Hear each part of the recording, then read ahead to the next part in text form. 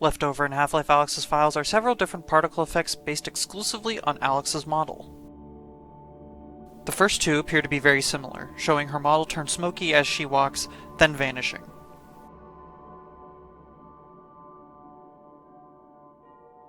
The second one is called Appear, suggesting this effect, or this whole set of effects, was the beginning of a sequence.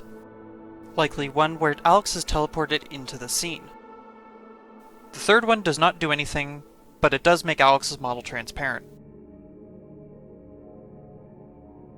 The final effect makes the model massive, and based on the name being Preview, and in a developer's folder, suggests that this was a test version of the first two.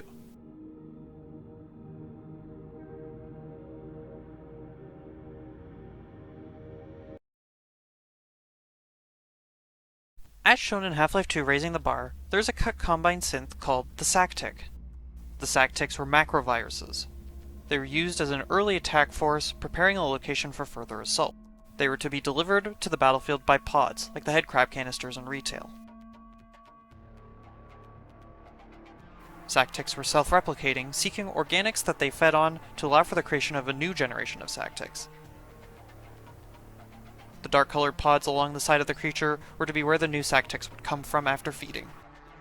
They had their own threat display behavior, involving its mouth display open, making clicking buzzing noises, and bobbing its body up and down regardless of the surface it's on.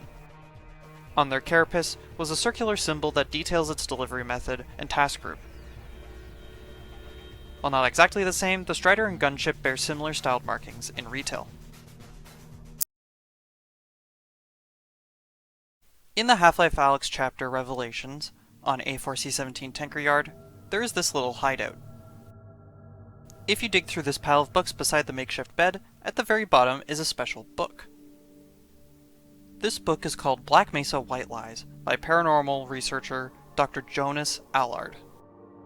The front cover describes it as about the occult secrets in the world's most secretive research facility. The back correctly describes the hydro dam that powers the base, and interestingly mentions a Black Mesa sanitation department. It also makes a good guess at the interdimensional research, but says it was done by merging occult and quantum math to invoke Babylonian prophecy.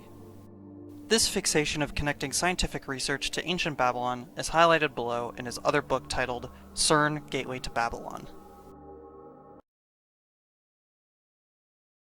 On various train tracks in Half-Life 2, you can see this type of train with a red, blue, and white paint scheme. This is a DR-1 diesel multiple unit locomotive, originally built in Latvia beginning in 1963. Although associated passenger carriages do exist in real life, they do not appear in Half-Life 2. This Half-Life 2 rendition of the locomotive returns as a streetcar in Half-Life Alyx's first map, A1 Intro World. However, a complete remake of the locomotive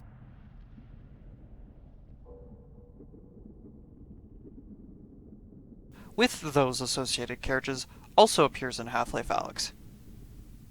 Here they are at Fairview Junction in the map A2 Train Yard.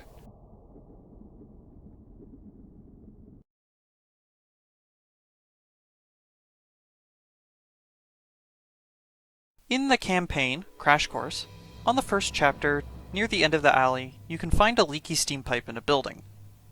Zoe and Francis will have a couple of comments related to it. I hate steam pipes. Man, I love steam. Reloading! Yeah, steam's alright, I guess. Reloading! Hey, watch out for that goddamn steam pipe. Man, I love steam. Oh yeah, I love steam. I just hate the pipes. Hey, watch out for that goddamn steam pipe. Man, I love steam. Yeah, steam's alright, I guess.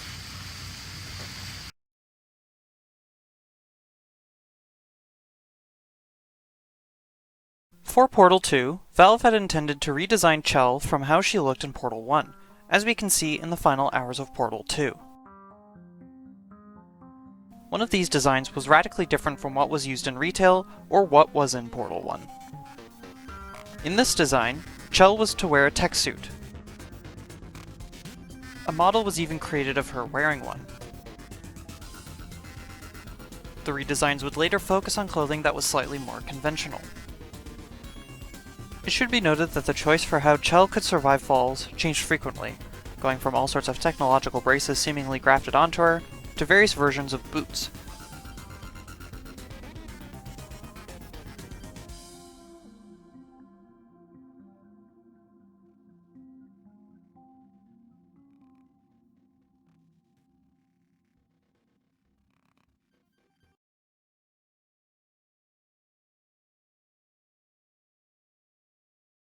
In CS2's version of baggage, there is a way to control most of the conveyors that are all around the map.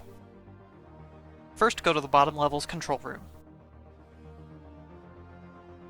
Find the yellow panel with all the knobs. Look for the one that says conveyor power at the top. The knob itself will be highlighted. Pressing interact will turn them on. Another knob below that will change the direction of the belts.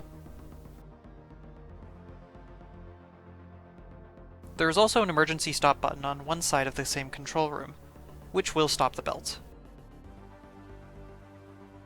Screens around the map will let you know the status of the belts, whether they are stopped or which direction they are going.